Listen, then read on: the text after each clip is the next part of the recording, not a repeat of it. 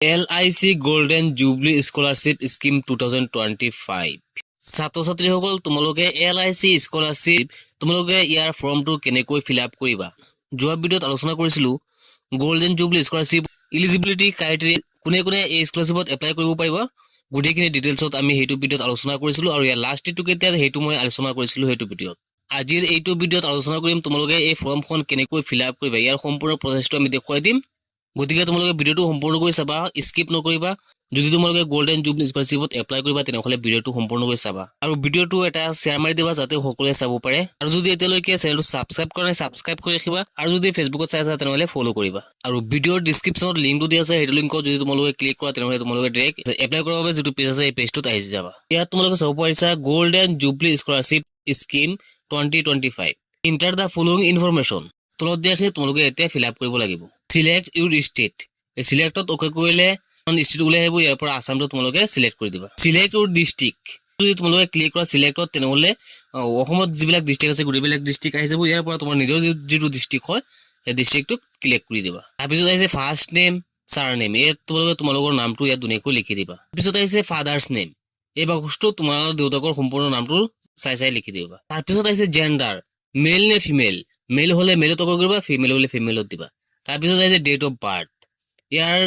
এই বাক্সটো ওকে কৰি date of বাৰ্থটো তোমালোকে ধুনীয়াকৈ বহুৱাই দিবা ইয়াত কিন্তু ভুল নকৰিবা তাৰপিছত আহিছে নেশ্যনেলিটি ইয়াত তোমালোকে ইণ্ডিয়ান যেটো আছে ইণ্ডিয়ানত ক্লিক কৰিবা এড্ৰেছ লাইন 1 ইয়াত তোমালোকৰ ভিলেজ নামটো লিখি দিবা তাৰপিছত আহিছে address number 2 village post office police station এইখিনিটো আহিছে সিটি ইয়াত সিটিটো তোমালোকৰ কোনটো সিটি হয় হেতু তোমালোকে লিখি দিবা তাৰপিছত আহিছে পিন কোড তোমালোকৰ যেটো পিন কোড হয় পিন কোডটো ইয়াত দিবা লেণ্ডলাইনত তোমাৰ মাৰ্কটো দিয়া নাই ইয়াত এইটো নিলিখিলেও হ'ব মোবাইল নম্বৰটো ইয়াত দিবই লাগিব তাৰপিছত ইমেইল আইডিটো তোমাৰ যেটো ইমেইল আইডি আছে ইমেইল আইডিটো ইয়াত দি দিবা তাৰপিছত আছে ক্যাটাগৰী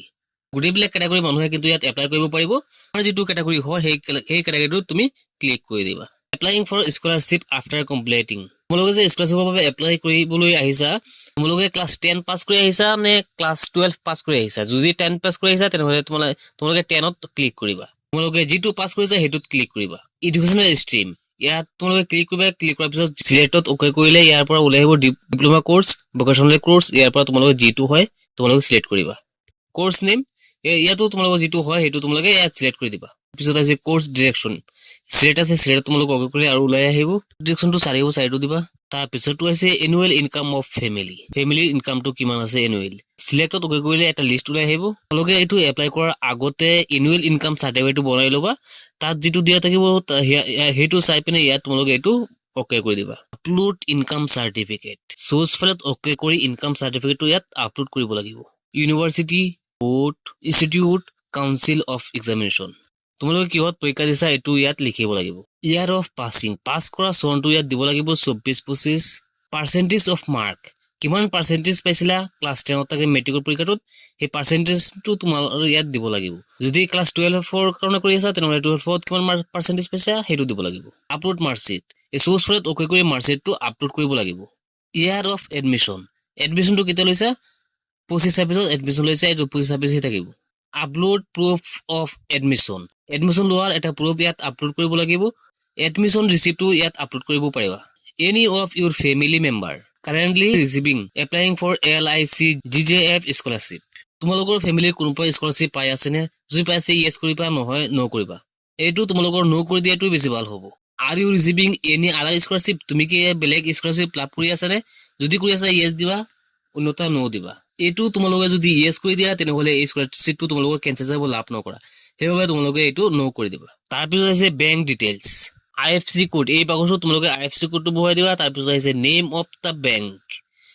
অফ দা বেংকৰ নামটো এই বাক্সটোত বহুৱাই দিব লাগিব তোমালোকে পাছবুকটো চাই লিখি দিবা ব্ৰাঞ্চ নেম এই পাছবুকতে ব্ৰাঞ্চ নেমটো দি আছে ইয়াত লিখি দিবা তাৰপিছত দি আছে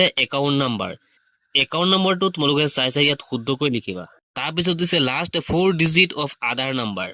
আধাৰ কাৰ্ডৰ লাষ্ট 4টা সংখ্যা এই বাক্সটোত তোমালোকে চাই লিখি দিবা একেবাৰে তলত দিছে ডিক্লেৰেশ্যন এই তিনিটা তোমালোকে ভালকৈ পঢ়ি তোমালোকে তলত দি আছে তিনিটা বাক্স এই তিনিটা বাক্সত তোমালোকে ৰাইট চিন কৰি দিবা ৰাইট চিন কৰাৰ পিছত তোমালোকে তলত পাবা